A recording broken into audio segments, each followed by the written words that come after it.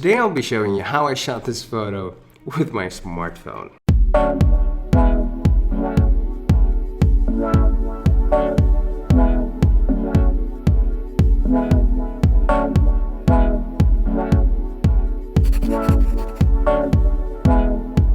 Hey, what's going on YouTube? My name is Mo and I'm a car photographer from Bahrain. If you're new around here and you'd love to learn all about photography, then go ahead and subscribe so you don't miss out on all the cool stuff that I create every week. So I'm curious to know, what kind of smartphone do you use for photography? Please leave me a comment in the comment section below.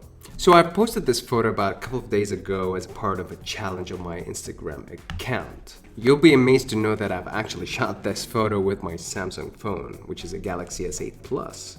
Now before we get into the details, please go ahead and follow me on Instagram. Say hello. I'll leave a link to my Instagram account in the description below. Alright, so let's move on to the setup, and here's what I've used for this shoot. My S8 Plus, a cheap continuous light that I use with a diffuser. I've used my computer desk as a backdrop, a CPL filter to cut out reflections, and I kind of used it that way. And a toy car from AutoArt, which is this Z06 from AutoArt. It's a 1/18 scale car model. Now here's how all they look like combined in one picture. Now the setup is very simple, and I originally wanted to use the window as a source of light, but it was too far away for the right exposure. Now in terms of camera specs of the Samsung Galaxy S8, it's equipped with a dual pixel 12 megapixel autofocus and image stabilization, and of course an aperture of 1.7. Now the Samsung Pro camera mode allows me to dial in the manual settings to control the exposure just like any other professional camera does. Alright, enough of this, let's jump into Photoshop. Alright, so now that we are in Photoshop, let me show you the two shots that I took for this photo. Now that's based on the setup that we saw earlier. So I have the background layer, and it's basically my computer desk with the backdrop, and then I shot another one with a car. Yes, I could have shot it onto one shot, but this way it gives me more flexibility in terms of what I want to do later on. Alright, so now let me just walk you through the different layers that made that photo. I have the background, then I just added in exposure just to decrease the exposure a tad and dial it down, and I did the same thing with the hue and saturation, sort of desaturated the background and dialed the lightness bit down. And I'll move directly to the car. So this was the car, and the way I actually cut the car is straightforward. I used the pen tool, and if you don't know how to use it, there are a lot of videos showing how to use the pen tool. Get used to it. It's pretty useful. And I just added a mask and masked the car out.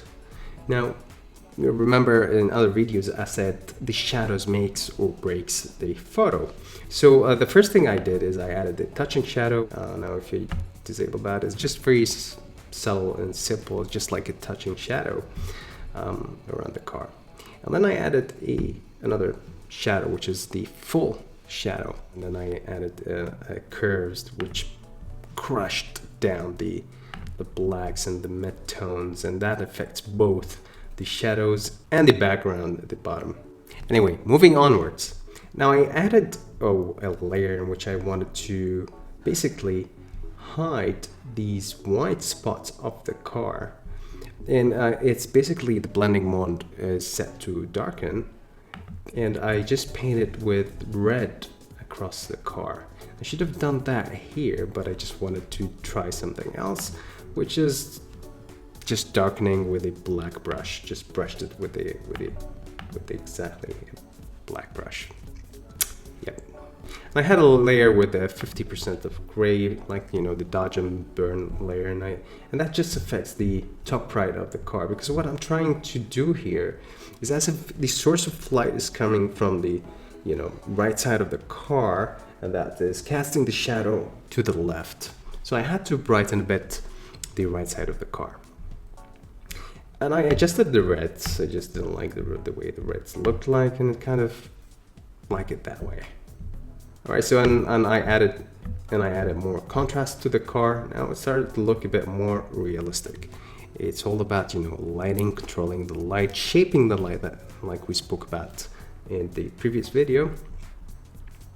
And then now it still looks good, right? But this side is too bright to be right. Does that make sense? All right, let me just show you what I did. So I added a brightness adjustment layer and set the brightness really down, really low. And then I just masked in the left side of the car. And that kind of made it more realistic. Now I was happy with the car, with the way it looked. However, I thought, you know, something is missing. I thought, why don't we just add a red line that goes through the car, and that might add a bit of, you know, depth to the entire image. So I added the lines, and the reason why I have two lines, when I shot the car with my phone, I didn't shoot it exactly at the center. So I had to cut the two lines and adjust them to look like as if they were centered. All right, moving onwards. I found this image on the internet, online, and I know this is like subject to copyright material, but because this was just for fun, I just had the photo on top of all the layers and then set the blending mode to overlay, and if I masked just the car part out, and if you'll have to see it, it looks like this.